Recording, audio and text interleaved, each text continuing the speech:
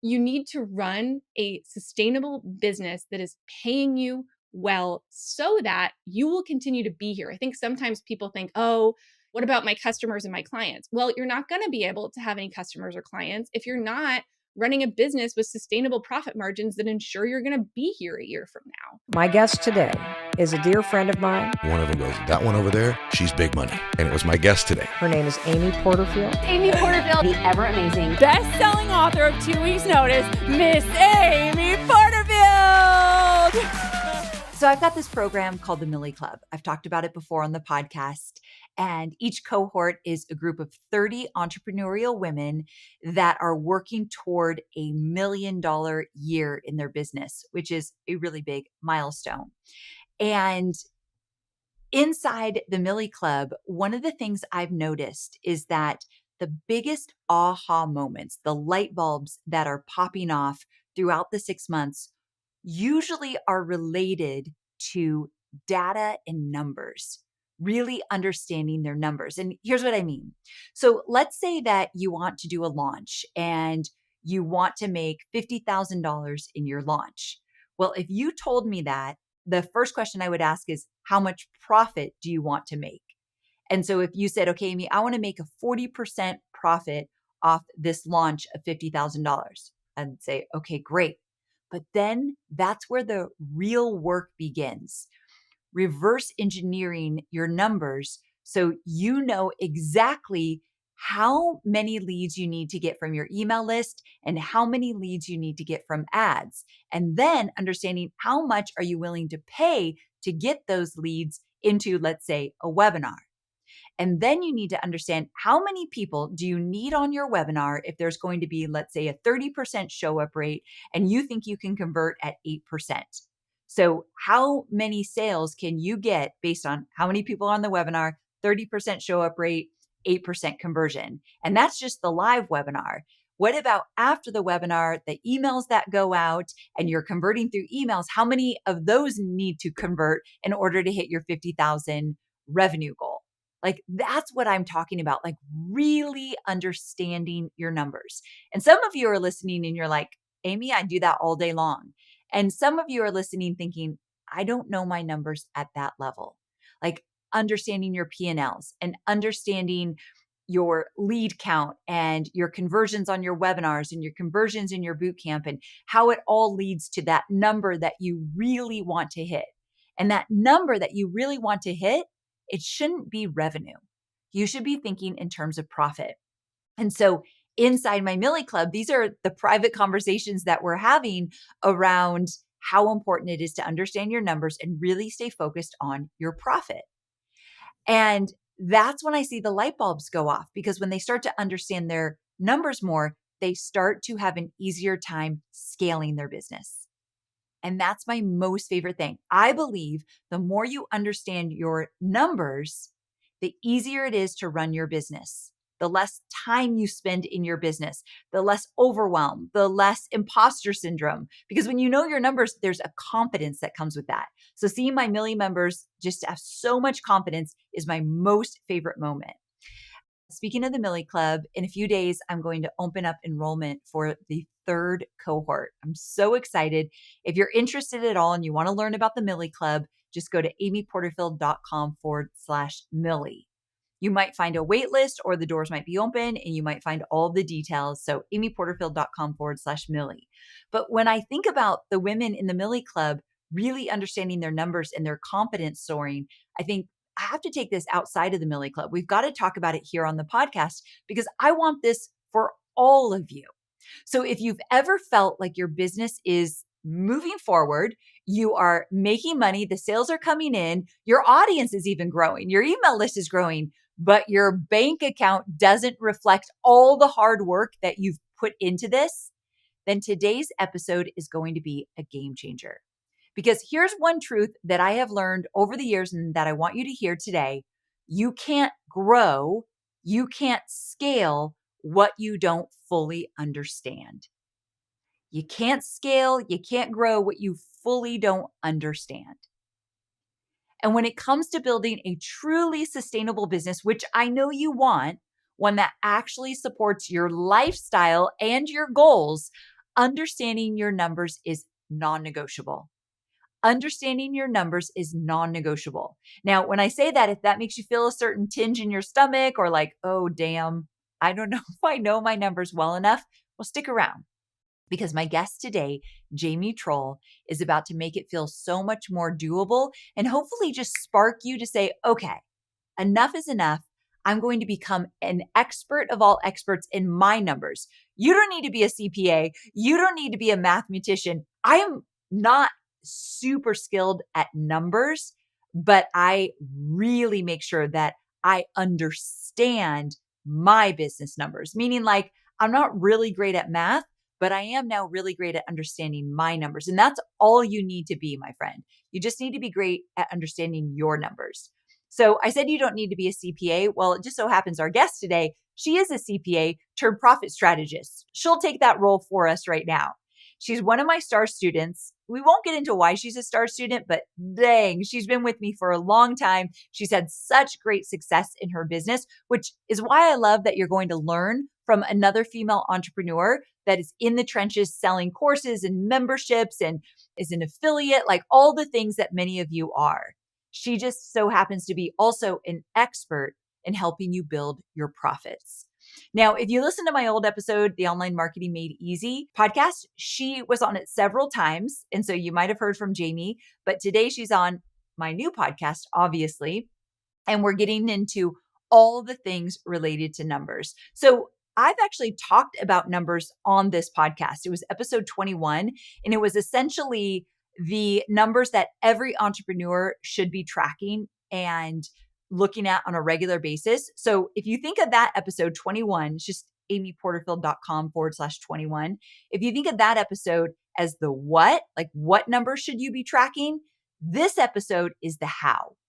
And again, how to find hidden profits in your business that are absolutely there. So that's what we're going to be talking about today, how to find hidden profits in your business without working more or working harder.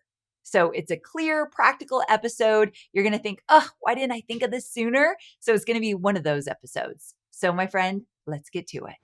Before we dig into all the strategy we're going to talk about today, I would love for you to share a little bit about what inspired you to focus on helping small business owners find the profit in their business, not just the revenue, which I love because I love to talk about profit. As you know, most people talk about revenue. So we're on the same page with that for sure. So why does this work matter so much to you? Yeah, I think it really started with just seeing how much people and business owners tend to really, determine the success of their business often on that top line revenue number, right? How much is coming in. And of course, that's important. But at the end of the day, what really matters is how much you're actually taking home, right? How much can you use in your life to pay yourself, to do the things that you want to do in life? Otherwise, we can end up kind of, just working for our business our whole life. And so I think that focus on revenue is starting to shift. I'm seeing more conversations about profit and the importance of having a sustainable profit. So that's been really nice to see. But I want to just kind of put a fine point on that whole topic, because it is really the critical thing. And I talk about this a lot, where if you make $1 million, a lot of people have these sort of, big numbers, right? And it's fine to have a milestone number in your head because you think it's going to make you feel a certain way or it's going to feel like an accomplishment. But at the end of the day, if making, $1 million at a 5% profit margin, you're only bringing home $50,000. So essentially, every dollar you make, you're only taking home, a nickel from. And that to me is a lot of hustle. And I'm not a hustle person. So profit is more about how do we do this and not have to hustle so hard, right? Amen to that. Okay, so what's a simple way someone can figure out where their profit is really coming from? Actually, let's back up. Before you answer that question, I know a number one question that's going to come out is what should my profit be? Like, what should my profit margin be? And, I teach courses and I talk about this a lot. But what do you say to people? Because they're in all different industries that you serve, all different types of products and programs, when they say, well, Jamie, what is my goal for my profit margin? Yeah. I think a lot of people want to have really specific rules of thumb. And there is some industry guidelines and things like that out there that you can look at. But here's the problem with them. Most industry guidelines are basically based off of big corporate companies and what their profit margins are. So a lot of people will come to me and they'll say, "Oh, in my industry, 10% is a good profit margin." And to me, I would say that's not comparing apples to apples, right? And it can be different too, depending on if you're, a small business, a restaurant in a small town or a city. It can be completely different based on your clientele, based on a lot of different things. And so I tend to rebel a little bit against those very specific markers. I tend to tell people, well, as high as possible. It without accidentally underinvesting in your business, right? So that's something we have to watch out for too, which we can talk about. But ultimately, I want to see people have as high of profit margins as possible. And I think that one thing for a lot of people, especially in, the coaches, digital course businesses, things like that, they have really high profit margins because they don't have maybe support staff, right? They don't have a lot of cost involved except for their time. And I think that doesn't your time doesn't show up on your profit and loss typically, right? It's not going to be something that you're going to see there, but it still has a value. And so when you're figuring out those profit margins, you can't forget that your time is worth money. And so we have to be thinking about not just what are our profit margins from a dollars and cents perspective, but when I consider the time that I'm investing into this, is it worthwhile, right? Am I making what I need to? If I break this down on like an hourly basis, is this bringing me in enough income? And in the beginning, it's fine for, you might be kind of in that zone in the very beginning where there's a lot of work for not a lot of return yet. And that's part of that investment. You're investing with your time, but eventually you should see that come back to you, right? So it's just really important to have that viewpoint when we're looking at our numbers and our finances. Okay, so back to my question that I was going to ask before that is what's a simple way someone can figure out where their profit is really coming from and then which offer might be secretly draining them? And I love this question because I've worked with a lot of women that are making about 500K and they want to get to that $1 million mark. They're called my Millie Club members. And some of them realized in the Millie Club, wait a second, this one product is so much work and not making me nearly as much profit as I thought it was. So when you start really diving into your numbers, Jamie, what I love what you do is that you can make your business simpler if you understand your numbers better, for sure, right? And so Absolutely. what's a simple way someone can figure out where their profit is really coming from and again what might be draining that profit? Yeah, and one of the most popular things that I see happening in especially a business that has multiple offers, right? Is you might assume that whatever offer is making you the most revenue is the most profitable, right? And that is often not the case because you have to think about the energy and time involved. And so this happens a lot. Let's say, you might have a one-to-one business where a lot of your revenue is coming from this one-to-one business. But then you also have, say, digital courses or something like that. And maybe less revenue is coming from it. But when you actually work out the amount of time you're spending on each of those different channels in your business and tracking them separately, you might see, oh, actually, I'm making a lot more per hour on this offer over here. So it's really about looking at each and every offer. And I would just start by, writing down how much do I make off of each sale of each offer and how much time does it take me to deliver that, right? Or if it's something like a digital course, divide that out between all your sales and kind of understand how much you're making on an hourly basis. And I think sometimes people realize, oh my goodness, where a lot of my revenue is coming from one place, it's actually yielding me less when I look at the return on my time.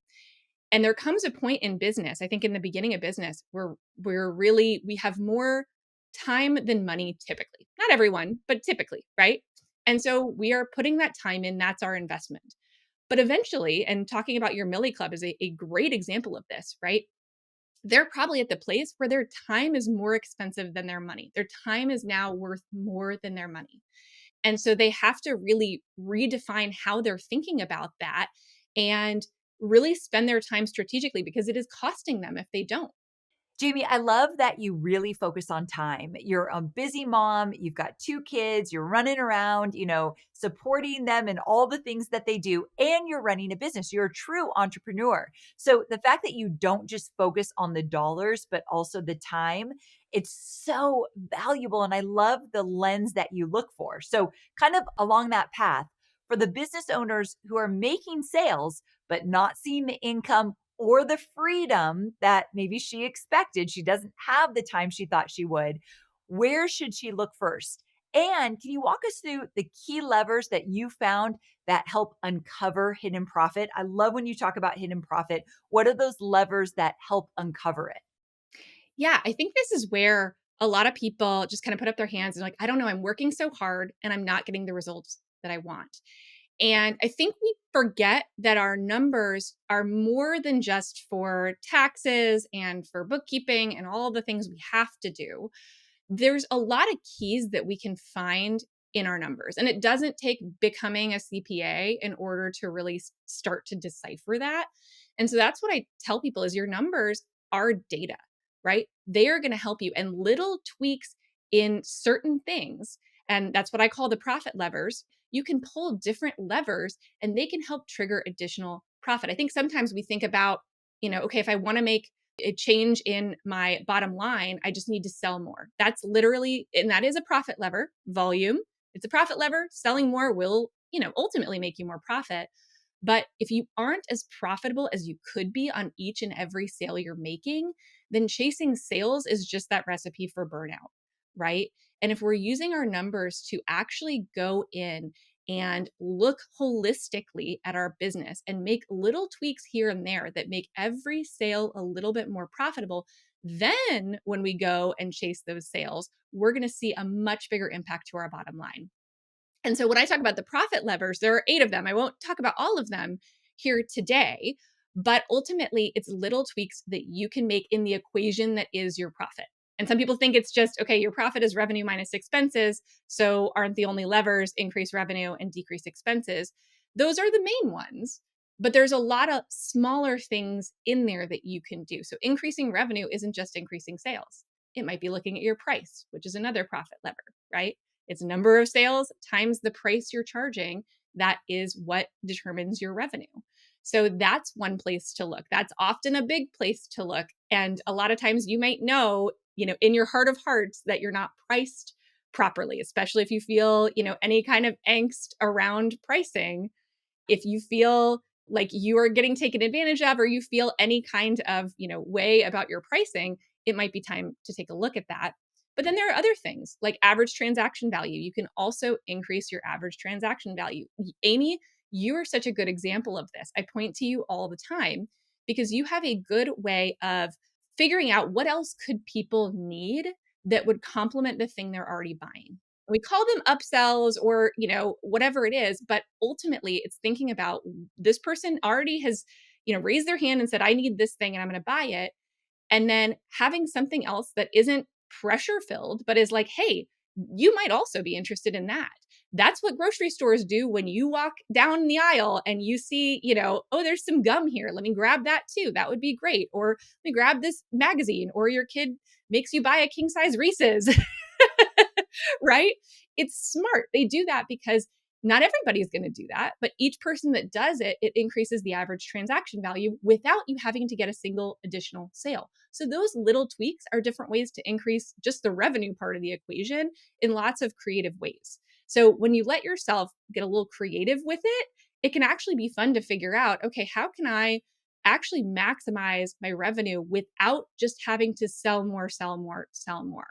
I was thinking when you were talking about another way that we have been able to do this in terms of someone's already buying from us and we present a different opportunity. So in my boot camp, we have general admission, it's $47. But while you're enrolling, you've actually already enrolled. And then we say, hey, by the way, do you want to become a VIP member? We call them Vipers. Do you want to become a Viper in the program where you get 6 live Q&As with me while we go through the boot camp. So you can go deeper with me at an additional cost. And so many people take us up on this because the opportunity is great for them. But for me as a business owner, they're already engaged. So that next level is so much easier than what you said, trying to find new customers. So I love that you brought up these different levers. I know in your book, which we'll talk about at the end, you're going to go through many more levers, which could really unlock so much profit.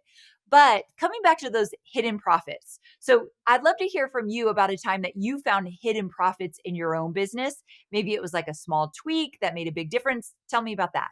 So for my business, actually, I know we just talked about different ways to increase revenue, but what I found most helpful for me was actually going through the cost levers. So we have a direct cost and an indirect cost lever. So those are basically levers to help you control your costs. And most of the time, we think of the cost lever that we need to be reducing costs, right? It's time to cut everything, all the expenses. That's what your accountant will typically tell you to do. Oh, you got to reduce expenses. But actually, I found in my case, when I really looked into it, I was running really lean. And actually, I was running probably too lean for a long time. Okay, tell me more about that. What did that look like? Yeah, I was hesitant to invest in a team to help me, right? I was doing so much on my own, again, valuing my money over my time, which is crazy because there's only so much time that I have in life. So I just was doing everything myself. And I was afraid to invest that money because what if I didn't get a return on it? And what I was really doing though was creating, yes, I was maximizing profit today, but at what cost? That was basically at tomorrow's profit or next year's profit. And this year is going to be our best year yet. I've also had the biggest team that I've ever had, but Wow. we're also going to be incredibly profitable. So it was a great shift to say, I need to actually focus on putting my money to work in my business. That was my biggest profit lever. Where can I put my money to work for me so I don't have to work as hard? So not only was this the best year in our business, I've also worked less than I've worked any year in business. So that has helped me. I think forever I still have had the working more equals more money equation in my head. That's probably from the corporate world, right? Like that's what's ingrained to us. And what I've found actually is quite the opposite, that when I kind of take a step back, I focus more on the business. I have the people in place who can help me do the things even better than I could do them. And I commit to actually being able to enjoy a little bit of the freedom I've created for myself. All of a sudden, instead of that causing a decline in my profit, it increased my profit, which just felt totally crazy.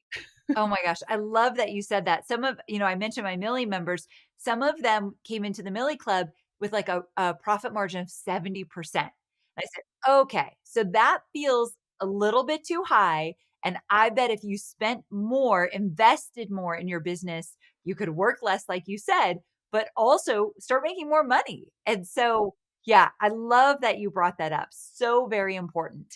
And we absolutely get stuck in that place, right? Because there's a time and a place in business where we're running lean. And I'm all about growing a business responsibly. Don't get into debt if you don't have to, right?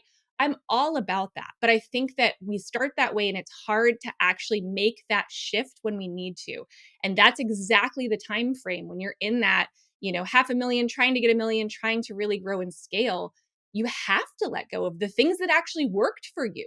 It feels strange, but you have to let go of it a little bit and kind of level up in order to reach that next level. And that's a lesson I've learned in real time. So that's been really neat to see. Fantastic. I love that you shared that. While you were talking, it made me think some of my listeners right now, they need to raise their prices, which I know could be kind of incorporated in some of your levers in terms of let's look at what you're charging. For me with Digital Course Academy, Jamie, I haven't raised the price since 2019. Oh, And I know. every year my CEO is like, it is time. We've added so much. We've changed so much. You're a better teacher now. Like, we've got to raise the price. And so I finally said, okay, this is the last year. We're not going to raise the price with the last year. But we definitely, there's some weirdness that comes up emotionally when you start to think about raising your prices, a little guilt or a little fear, whatever it might be. So talk to me about how do you help your clients and your students move past that fear of raising their prices and really like taking action in doing so. Yeah. Well, as a DCA class of 2019 alum, I know you haven't raised your prices Okay, that since is then. so funny. Yes, you're right. You have And I've proof. been waiting for you to finally do it because there is so much value in there. But I think it's one of those things where we'll avoid it as long as we can, especially in something like digital courses, because it is harder to price something like that, right? There isn't necessarily like a one for one relationship where you can just take a markup percentage on the cost as there is in other places.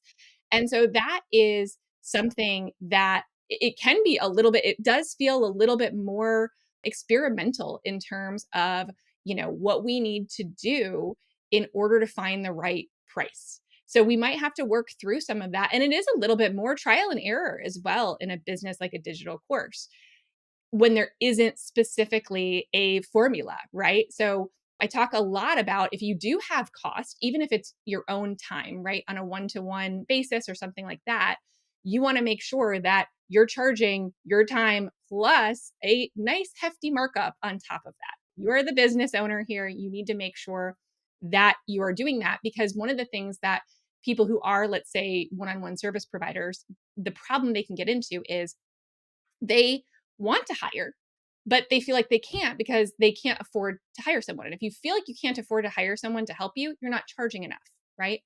We need to base that, include that in when we're setting our prices, even when it's just us, because otherwise it's not going to be scalable. And then we're going to run up against this internal feeling of how do I increase my price that much in order to be able to pay somebody to do this work for me? And instead of raising prices, you're going to fall back on just doing it all yourself and continuing to do it all yourself forever and ever and ever and ever. Amen. And we do not want to get into that, right? We do not want to get into that. So I typically, there is a lot wrapped up in pricing, but you need to run a sustainable business that is paying you well so that you will continue to be here. I think sometimes people think, oh, you know, what about my customers and my clients? Well, you're not going to be able to have any customers or clients if you're not running a business with sustainable profit margins that ensure you're going to be here a year from now. So make sure it's not a bad thing. I think there's a lot of money mindset stuff that we worry about, or we worry about what people are going to think. People are making the decisions that are best for them. And we don't know what's going to happen when we raise our prices. In fact, we may and probably will have less people buying, but we may be making more profit. And if you can make more profit working less, isn't that the dream, right? Why are we so worried about the number of sales we're making and not the amount of profit that we're making? Ugh, I love this conversation. I hope that some aha moments are happening with my listeners. Like, wait a second, I need to look at that a different way. I wasn't thinking of it that way. So, kind of along that same vein, you've seen behind the curtain of thousands of small businesses. So, tell me some of the most surprising places that you've seen profit hiding, like something even experienced entrepreneurs might have totally missed. Oh, yeah. It does often come down to, when you're looking on a product or service basis. So you may be profitable overall, but a lot of businesses aren't doing that deep dive into each product or service to see how profitable each of them is. So you may have one that you're running at like 60% profit margins and one that's actually costing you money, but net you're at 40%. So you keep going. But every time you sell that one thing, you're actually losing money. I've seen this as a virtual CFO. I worked with a company that was actually doing this. Their best seller was losing them money and they had no idea. And that was really hard for them to get past. And there was a lot of feelings around it and worry that they couldn't increase their prices. But I said, they can't afford not to because you're actually spending more than you're making on this. And it can get really muddy if you're not looking at it at that granular of a level, especially if you have multiple different offers. So you want to make sure that you're doing that. We actually divided our business into multiple different divisions this year just because we wanted to be able to see the numbers a little bit more cleanly. How much is each division bringing in from revenue perspective, which we knew that, but we hadn't gone through the process of trying to allocate out those costs and really understand how profitable each one was. And when we did that, it just really opened our eyes to the possibilities of what we could do. And so I highly recommend, you don't have to have a fancy software for this. You can do it on a spreadsheet, but just jumping in and trying to get as close as you can. Doesn't have to be perfect to be useful. I tell people that all the time. They're worried about getting it right down to the penny. I'm not your tax accountant. I don't care about that. This is for you to make decisions in your business. But really trying to look at that and make a decision on what is the most worthwhile. And then again, it may be that you keep everything and you maybe don't change your pricing, but it helps you realize, okay, these are the products or services that are actually making me money. That's one of our other levers, is the mix lever, right? The mixture of products and services you sell. And how do you really try to sell that one, put your effort and your energy into selling that product or service versus maybe some of the others. Doesn't mean you have to get rid of them, but it just helps us determine where our energy is going to be most best used. So I know this is layered. This question I'm going to ask is like very detailed. So you don't have to get into all the details, but I know some of my listeners are like, wait a second, Jamie, how do I know if I'm losing money with an offer? So what do they do about that? Yeah. So I think that that is where you first have to start by quantifying your costs. How much are your costs to create this offer, to deliver it, making sure you're including team time? You can estimate your time as well. So what I tell people to do is, if you're a lot of, the muscle behind your business, where you're delivering the offer, not necessarily all the other things that you're doing in your business to run your business, but the actual creation, delivery of the offer itself. If you were to hire someone, doesn't mean that you ever would, but if you were to hire someone to take on those duties, how much would you pay them? And then I want you to include that in the calculation. Those are your direct costs. So you want to make sure that you're capturing all of that and then comparing it to, what am I charging? And then how much am I making at the end of the day? I think that piece of labor, we're just missing it. And it makes us feel like we're profitable. But at the end of the day, we're actually truly losing money, especially if we wanted to grow in scale. We wouldn't be able to, because we couldn't hire someone to do that work. We would actually physically lose money in that case. So that's where I recommend people really start with that. I love that. What's your saying? Something about it doesn't have to be perfect. What did you say? It doesn't have to be perfect to be useful. I love that. Yeah, that's one of my phrases that I use all the time, because a lot of people really avoid their numbers because they're worried they don't know enough about them, or they don't understand them enough, or they're going to do something wrong. And there are a million different ways to look at your numbers, to analyze them. There's not just one way that works for everyone. It's about what's going to be helpful for you in making decisions about your business. And actually, estimates are your friends. Assumptions are your friends. You don't know all the answers. You're not going to. So if you're trying to look and do a forecast for next year, guess what? You're going to be wrong. You're going to be wrong. None of you are going to be exactly right. That doesn't mean you shouldn't do it. It doesn't have to be perfect to be useful. Just do the thing, get as close as you reasonably can. But there is a point where it actually is, not actually productive to be putting extra time trying to get as granular as possible. It's really about the big picture. And I want more, that's what I call basically being the CFO of your own business, right? If you don't have a CFO on staff, it's you. And a lot of people don't want to claim that because they're like, oh, I don't love the numbers side. But you're the one making those decisions on pricing, on what you're spending in your business. Those are the things the CFO does. So it really is defaulting to you. And even if you do have a CFO in your business, I would argue the buck stops with you. You're still the decision maker. You don't want to outsource decision making in your own business. You need to be aware of the big picture. So it doesn't have, you don't have to get into the bookkeeping. I'm a big fan of people outsourcing all the, compliance and the little, things like that. But the big picture, how much money are you bringing in? How much money are you spending? How profitable are each of your offerings? That's what being a CFO really is. Truly. I agree 100%. Okay, so let's talk about tax planning. I know not the most sexiest topic, but you do make it feel doable. So, what's one simple shift someone could make this month that would help them keep more of the money that they're already earning? Because we can't talk about money without talking about taxes. Yes. So taxes are an interesting thing because I am a CPA and I love to talk about tax strategy, but I still think that profitability is the most important thing. So the thing I always caution people not to do is overspend, things like that, just for the deductions, right? It's great. Make sure you're actually getting all the deductions that are due to you, but don't use it as a license to spend on things that aren't going to have a return on investment. So that's the main thing. But I think that there are a ton of people will look and scour the world for these really obscure tax strategies. I'll be honest, a lot of those tax strategies are more available the more income you make. So millionaires, billionaires especially have a million different ways that they can save on taxes. As a true small business owner, there are still a handful of more tried and true ways, but it's not about finding those little loopholes to save money. And anybody who tells you there's some loophole that's going to save you all this money is just trying to sell you something, probably, right? So I'm a big fan of, if we are paying attention to our taxes, if we are saving for them appropriately, we will be less likely to make decisions that don't serve us. So right now it's October. Do you know, have you paid in enough to your taxes? Are you going to owe at the end of the year? This is a great time to be figuring that out.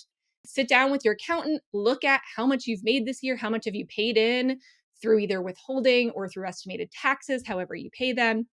How much have you set aside? Make sure you're in good shape, because you don't want to get to April and all of a sudden have this big tax bill. And there are a lot of things you can do between now and the end of the year if it's not adding up. So, for example, one of the biggest things is just taking advantage of retirement accounts that help you, get a tax break today for amounts that you're putting into your retirement accounts. Those are a great way to do it. That's a tried and true way. Anybody can do that. You don't have to be a billionaire to have a SEP IRA that you can actually be getting a benefit from. So those are the types of things where you're not actually spending that money. You get to keep the money. You have to put it into a retirement account. You can't access it anytime soon, but that at least allows you to keep it versus some of the strategies that really require you to kind of burn through money in order to reduce your taxes, which is never a great idea. No, for sure. For sure. You know, I've known you for a really long time. And one thing I know about you is you are a values driven woman for sure.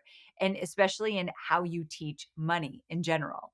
So, how do you help people reconnect with why profit matters, especially those who feel like just money is just a means to an end? Like, what do you say about that? Yeah. This is something I feel really strongly about, because I do think that it can prevent us if we're, a lot of times, especially women in business, will say things like, "Oh, I'm just not motivated by money." Okay. What motivates you? Tap into what motivates you. What do you want in life? My guess is that money can help you get there. I'm not saying it's the end all be all, but my guess is that if you want to live a more free life, spend more time with the people you care about, travel the world, all of those things are helped when you have money. And again, it doesn't mean that it's everything, but I think that that is something that's easier to connect to. It's really about kind of going back to that why. Why do you want to do this to begin with? And something deeper than just, I need to pay my bills, right? I'm doing this to pay my bills. Because you're not going to strive in that case. You're not going to really live up to what you could be and what you could do. So, really connecting with what matters to you. And maybe that's also giving. I think a lot of people, again, have this negative view of money, that money corrupts. But think about the amount of people. I mean, people talk about money doesn't buy happiness. Well, if you're a person that doesn't know where your next meal is coming from, it actually does. Let's be honest. And if we can help others that may be in situations that money makes a really big difference, it may not make a huge difference to you, but there are people out there that need your help. There are organizations out there that need your help. It can make a huge difference. So if that helps you, then I definitely recommend having that charitable piece of your business. Have a percentage that goes off the top towards the things that you care about. It will give you so much more of a connection to what you're doing, and it will help propel you forward, and it'll get you through those really hard times.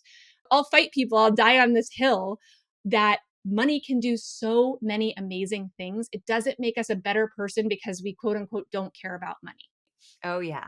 You're talking to the right woman for that one. I totally agree.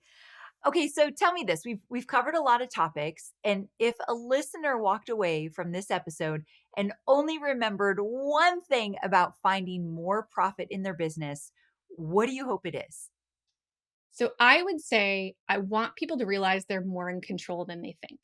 We worry about what's going on in the economy. I mean, I see it all the time. There are certain things that are always going to be outside of our control.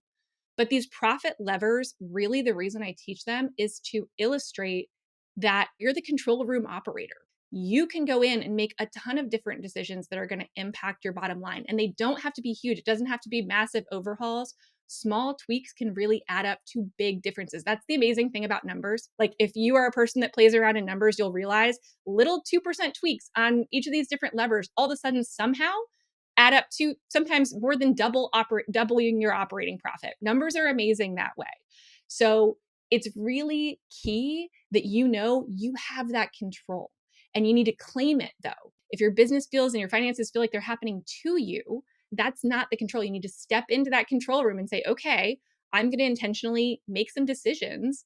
And even if they're not the exact right decisions, right? First of all, there is no exact right decision. There's not just one, there are a million different paths you could take. So it's okay to experiment.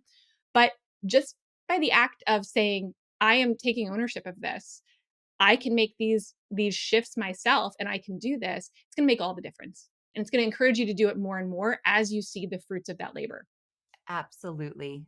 So I know you go even deeper into all of this in your new book. So can you tell us a little bit about this new book and why you felt called to write it? And right before we started recording, you said, I just got to open up the book. So open up the box with all the books. So show everyone the book. So here we go. This is a very big deal. Hidden Profit. I'm so excited for you, Jamie. I know you've worked really hard on this. So what can people expect? Why should they pick it up? Tell us a little. Yeah. So Hidden Profit has been something I wanted to write for a long time because I'm really passionate about financial literacy and profit strategy for small business owners. And there really aren't that many books specifically helping you navigate business finances. There are lots of books that are kind of these big picture ideas for businesses. They're great, but I wanted something super practical. You and I are the same. We love step by step and practical. I wanted people to be able to implement and see the result right away. And so that's really what this was. And there are not a lot of voices in this space. There are even less voices of women in the space of money and finances. So that's another reason that it felt really important to me to write this book and have my voice heard, because the problems that women have are different. We are dealing with different things oftentimes. And so I wanted that perspective to be included. And it really is a heart-centered profit book. It's a business finance book, but it truly is written from the heart with compassion, with understanding, because I think that that's really where we connect. And it's to help people connect with why they want to grow this business, why they want to grow this profit, and then using the tools that I talk about in the book to find your hidden profit, and also to then use that to create the life that you really want and the impact you really want. And that's not something you get, again, in a lot of books. So you're going to learn everything from like, how do I read a P&L to how do I create the dream life for myself and my family that I really want. So it spans the whole gamut. And so I'm really just excited about this. I'm also thankful because you, the fabulous Amy Porterfield, wrote the foreword for this book. So if there wasn't enough reason for people to pick it up, that's another one, which I so appreciated. I'm And I'm honored. just excited to get it out there. I'm so excited for you to get this book out there. It is absolutely needed. The women that listen to this podcast, I know they want to be more literate with their finances and their money and figure this out. And you know it well. You are an entrepreneur. You do get in the trenches with this. And now you're teaching other women how to do the same. So, Jamie, this book is needed. I'm so excited for you. Where do they go to grab the book? Just jamietrull.com/hidden profit, or you can just go anywhere that you order your books. It's available on Amazon and Target and bookshop.org, wherever you want to support. Hopefully it'll be in your local bookstores as well. Go check it out. And if it's not there, go request it. Yes, there you go. And then definitely make sure to go though to jamietrull.com/hidden profit, because of course we have some bonuses for you because I learned from the best. Perfect. And that's Trull for any of Correct. you. Yes. Like, how do you Trull spell with a that U. last name? Yes. So, Jamie, thank you so much for being on the show. And I really appreciate your passion around revenue and profit and really finding that hidden profit in everybody's businesses. So, thanks so much for being here. Thank you so much for having me, Amy.